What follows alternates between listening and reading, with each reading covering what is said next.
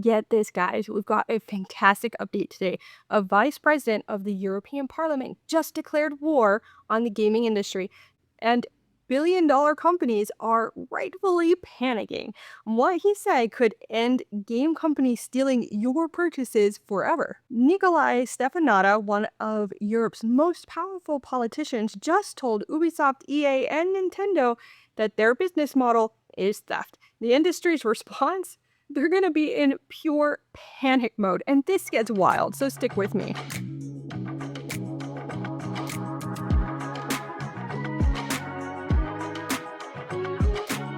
On July 2nd, Ștefănuță dropped the most important gaming political statement in history.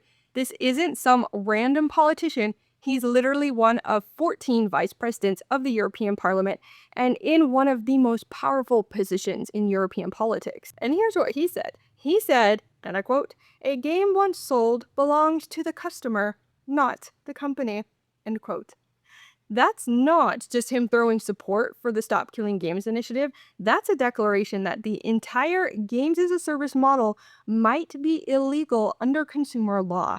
But why does this matter? I mean, for one, Ștefănuță is a 42-year-old progressive from Romania who just got elected to vice president in July of 2024. He's not some tech dinosaur. He has a master's from Georgetown, worked as a European diplomat, and has fought for digital rights his entire career. When someone with his political weight speaks, it doesn't just make headlines, it makes law. And the timing, chef's kiss. Perfect, because Stop Killing Games just smashed through 1.25 million signatures, way above the 1 million needed to force the European Commission into action.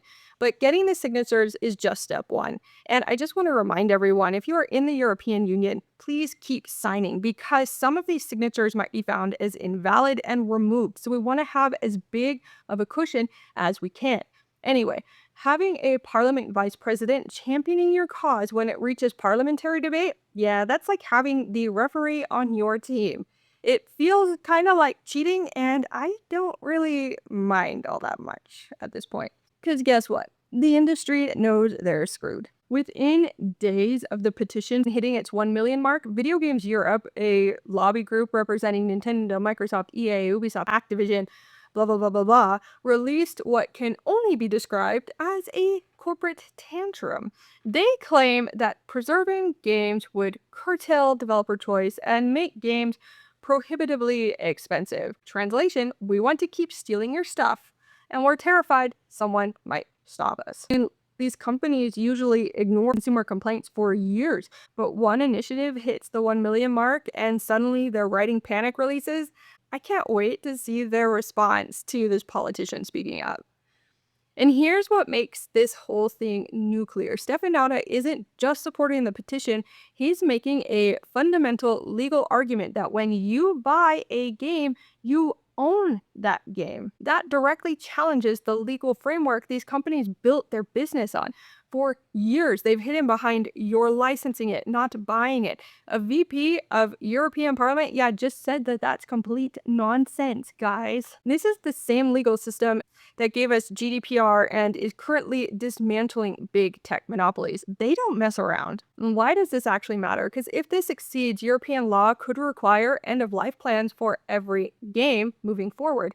When companies want to kill online games, for example, they'd have to do something like release server code, patch games to work offline, or provide another way to keep playing what you bought. And when Europe passes consumer protection laws, companies usually implement them globally rather than maintaining different systems.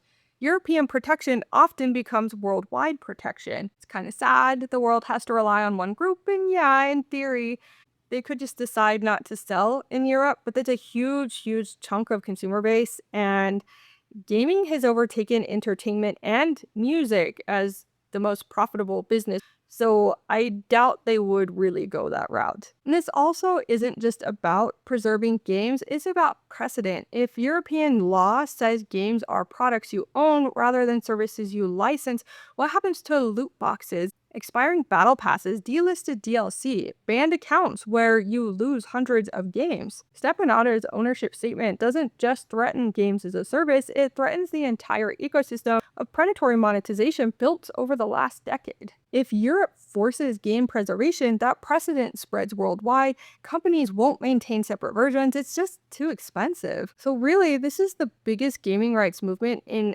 decades. A European Parliament vice president literally declared gamers deserve to own what they buy, and the industry is rightfully in full panic mode. So, what can you do? If you're in the European Union, please sign the Stop Killing Games petition now. Links in the description and the pinned comment. Everyone else, share this and spread the word. Demand similar protections in your countries if you can. The gaming industry's legal theft era might finally be ending in a few years, because let's be honest, anything bureaucratic is extremely slow.